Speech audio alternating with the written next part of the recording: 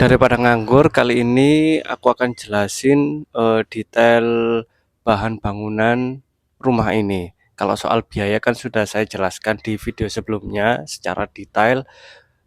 Mulai bangunan rumahnya aja ini sekitar 100 jutaan, 107 apa 100 berapa. Terus yang renovasi belakang, halaman belakang ini pasang kanopi, nembok dan sebagainya itu juga kalau di total semuanya sekitar 130 jutaan. Bisa cek di video sebelumnya. Sekarang yang dibahas adalah detail material yang aku pakai buat bangunan rumah ini. Karena rumah ini dulu borongan, kan ini yang aku borongkan kan beberapa kayak bangunan rumahnya aja ini aku borongkan mulai struktur, terus kaca jendela, dan lain-lain. Kalau keramiknya kan enggak. Jadi untuk yang saya borongkan itu aku enggak terlalu mencatat. Jadi seingat saya aja saya jelaskan. Untuk bata yang aku pakai, rumah ini adalah pakai bata merah. Kemudian untuk semen, semennya itu pakai semen merah putih. Dan untuk besi, besi strukturnya ini pakai besi 10 ulir gitu. Untuk pasir ini aku pakai dua, jadi ada pasir hitam, pasir lumajang dan pasir merah kalau di sini bahasanya gitu. Jadi untuk pasir yang hitam, pasir lumajang ini aku pakai untuk yang kebutuhan cor, yang berbau beton, ya kan. Jadi untuk kayak pondasi, terus kemudian slope, ya kan, tiang-tiang ini, kemudian di atap. Karena kan kalau cor ada besinya. Kalau pakai pasir yang merah itu kan ada kandungan tanahnya. Jadi nanti berapa tahun kan takut resikonya. Ya enggak resiko ya nanti kan pasti lama-lama besinya itu kropos karena ada kandungan tanahnya gitu. Nah, untuk pasir yang merah karena biar lebih hemat kan, ini tak pakai buat yang kayak tembok ini. Jadi yang ancam tembok ini aku pakai pasir yang enggak pasir lumajang itu. Karena takutnya kalau pakai pasir lumajang kan selain keras, itu kan yo mahal gitu.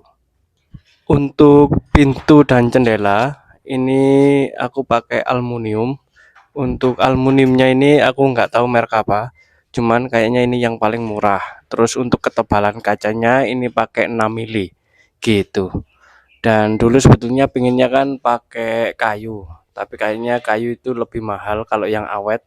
Kalau yang murah-murah itu kan takut ini apa, kena lembab, kena panas lama-lama itu melengkung gitu. Jadi biar awet pakai aluminium aja gitu. Kemudian untuk ketebalan cor. Jadi cornya atap ini ketebalannya 10 cm gitu. Nah, ini kan pakai bata merah.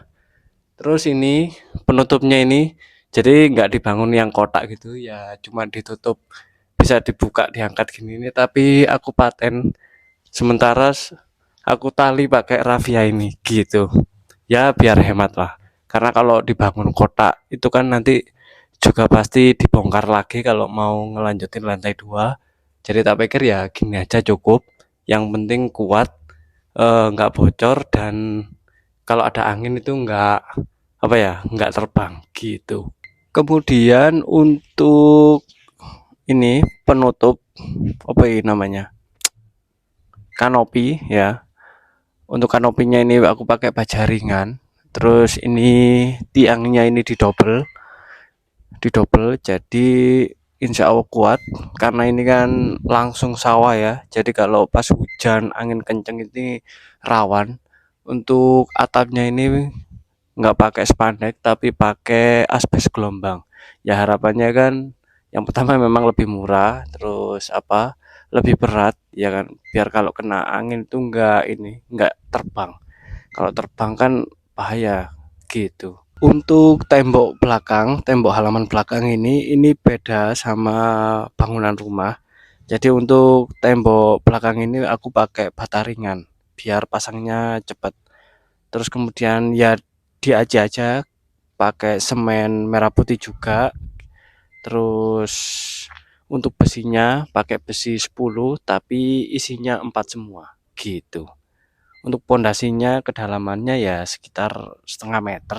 Soalnya ini kan nggak buat rumah ya, jadi tak pikir nggak terlalu kuat nggak apa-apa gitu. Kemudian untuk yang lain-lain kayak instalasi air, instalasi listrik, untuk instalasi airnya pipanya kayaknya ya pakai pipa-pipa yang murah-murah, yang biasa-biasa.